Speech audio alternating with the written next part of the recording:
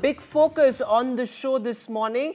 The Prime Minister cautioning against digital arrests. Remember, digital arrests have really become a huge menace, a new kind of a cyber crime altogether. What really happens in this? Well, fraudsters sort of masquerading as cops would video call you and tell you that they have an arrest warrant against you. In most cases, they also would ask you to appear before a police station as well. This is a modus operandi, certainly, that these fraudsters are following. The Prime Minister made an important point. The Prime Minister says that there's no such thing as digital arrest, and no agency, no investigating agency would reach out to a potential accused through video or call. So till the time the police lands up at your residence with an arrest warrant, you are safe. The Prime Minister said that when it comes to cyber security, we must stop, think and then act. Let's quickly listen to what PM Modi said. रुको, बाद में सोचो और फिर action लो। ये 3 चरण आपकी digital सुरक्षा का रक्षक बनेंगे। साथियों, मैं फिर कहूंगा, डिजिटल अरेस्ट जैसी कोई व्यवस्था कानून में नहीं है। ये सिर्फ फ्रॉड है, फरेब है, झूठ है, बदमाशों का गिरोह है। और जो लोग ऐसा कर रहे हैं वो समाज के दुश्मन है। डिजिटल अरेस्ट के नाम पर जो फरेब चल रहा है, उससे निपटने के लिए तमाम जांच एजेंसियां राज्य सरकारों के साथ मिलकर काम कर रही है।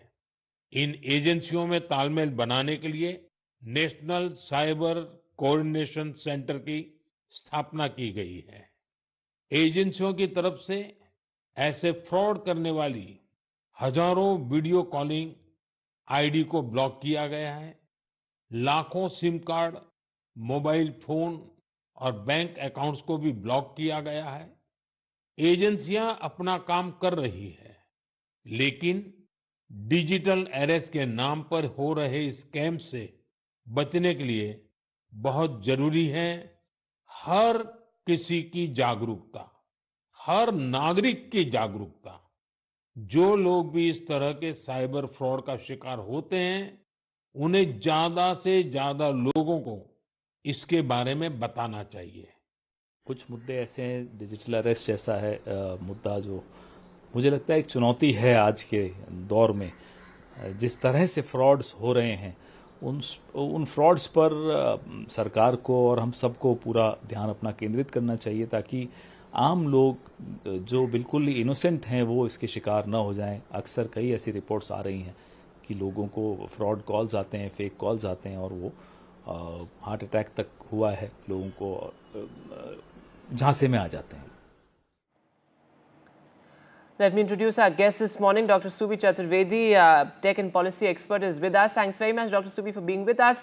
My first question to you, what are some of the red flags? Because we have been seeing that the modus operandi changes, but across cyber crimes, there are certain red flags that a potential victim must sort of pay heed to. As a tech and tech expert, as somebody who watches cyber crime so closely, what are some of these red flags that we must sort of be very very attentive towards and perhaps look at every time there's such a hoax call made to us? Vedant, I think it's a very, very important issue, and every fraudster plays on fear or greed. These are two things where if it seems too good to be true, or if there's a sense of urgency, they will send you messages like your electricity is going to get disconnected tonight. Your SIM is going to get blocked in 30 minutes. There is no such thing that will ever happen. And I'm really glad that the Prime Minister decided to focus on it from Mann Ki Baat, which is a really important platform. You have to make sure the first thing that you remember is in the Indian Constitution, there is no provision of a digital arrest. Post-COVID, a lot of things went online. So people assume that maybe something has happened. And the fraudsters will always play on fear psychosis. So which is why I congratulate NDTV and every single corporate. So we at InMobi and Glance, which is India's first unicorn, are running a campaign. Over 400 million users are being educated saying These are the ways in which they can take advantage. If you see the video carefully that the Prime Minister has projected, there is somebody who's saying, why don't you hold up your Aadhaar? When the guy refuses to fall into the trap, he says, can you even show me a digital picture of your Aadhaar? So many times they hold you in this fear psychosis trap where they will use you to provide them information, cross-verify. Not to say that every time you go and you use your PAN, you use your Aadhaar for accessing any service, you must make sure it is used only for that purpose. You will write at the bottom of the page or across that this is being used for this specific purpose only. As we've seen that copies have been misused to generate SIMs and devices. So I4C, which is the Government of India website and a center which gives you basic tips and tricks as to how you can keep safe, is a very important resource. That's an important point you're making. And something that you said, Dr. Subi, at the very outset, that fraudsters will always play on fear and greed. I think that's a very important point. But, you know, you talked about the Aadhaar number. We often see that there are certain pieces of information that are extremely vulnerable, extremely sensitive, that must not be shared. A word of caution from you for our viewers, whether it's an OTP or an Aadhaar number, the PAN number, account details, what are some of these pieces of information that must never be shared with anyone unknown?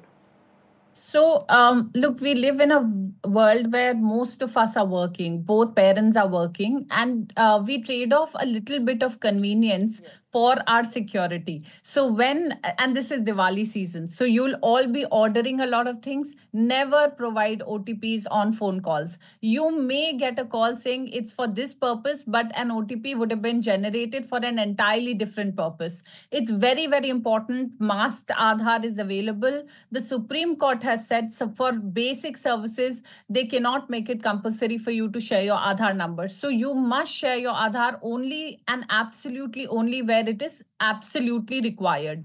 Guard it with your life. Second, we should not be lackadaisical about who we share our basic details with. If you look at your social media profiles, the people are online. Make sure that your profiles are private. Make sure that you're using the right privacy settings. And even when you're in social settings, don't have your credit cards lying around, because you would be posting about your birthdays. It's very easy if somebody were to create a digital footprint. If something happens, Vedant, the most important takeaway from this is if there was a physical threat, you would immediately report it. When something like this happened, some sort of shame is associated, saying, hey, I was gullible and I was taken advantage of. What is even more scary is they're asking women to be under digital arrest for three days, where they're saying that you will undress here. You absolutely must disconnect the moment you receive the first call. There is nothing. I think that's again an important point you're making, that the moment you receive a call, you must disconnect. Very quickly before we wrap, Dr. Subi, you said earlier that since the time things have shifted almost completely online, there also seems to be this sort of impunity as far as fraudsters are concerned. They think that they can get away. How do we crack down on such fraudsters? So most important, and it's a very pertinent question, there should be a registry where similar crimes are being tracked, investigated. One, do not hide if something like this happens, or do not believe that nothing is going to happen because you're an ordinary citizen. 1930 is the helpline, which is monitored by the police. It is monitored by the cyber cell. Make sure the moment it happens, you report it. Second, make sure that you do not share your OTPs. If you are still a victim of fraud, within 24 hours, make sure you escalate it immediately to your bank so that that transaction can be nullified. And three, very, very important, you have to be aware. You need to make sure you're educating your old parents, you're educating your children. As we go digital, we have to ensure that everybody goes along with us. We're not leaving people behind. We're only, Vedant, going to be as strong as the weakest link in the chain.